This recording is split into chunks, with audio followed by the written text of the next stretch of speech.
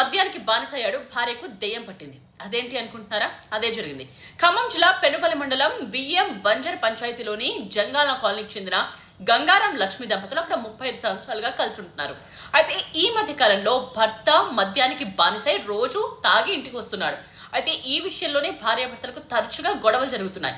Sudden గా అర్ధరాత్రి భార్య పడుకున్న భర్త నోట్లో గుట్టలు కుక్కి చేతులు వెనక్కి కట్టేసి రాడ్ తో కొట్టింది. మామూలుగా కాదు, చిత్త కొట్టింది. తీవ్రంగా గాయపడిన గంగారంను బంధువులు వెంటనే హాస్పిటల్లో జాయిన్ చేశారు. అయితే ఎందుకు కొట్టావు అని అడిగితే దయ్యం పట్టిందంటూ వింత వింతగా ప్రవర్తించిందట. దాడి అనంతరం గంగారం కావాలనే తన భార్య తనపై దాడి చేసిందని పోలీస్ స్టేషన్ కు వెళ్లి జరిగిందంతా చెప్పాడు. కావాలని తన భార్య తను తీవ్రంగా కొట్టిందని చెప్పాడు. డిఎం బంజర్ పోలీసులకు భార్య లక్ష్మిపై గంగారం ఫిర్యాదు చేయడంతో బాధితుడి ఫిర్యాదు మేరకు లక్ష్మిపై పోలీసులు పలు సెక్షన్స్ కింద కేసు కూడా నమోదు చేశారు. సో భర్తలు మద్యానికి బానిసైతే భార్యలకు దెయ్యం పట్టొచ్చు. జాగ్రత్త.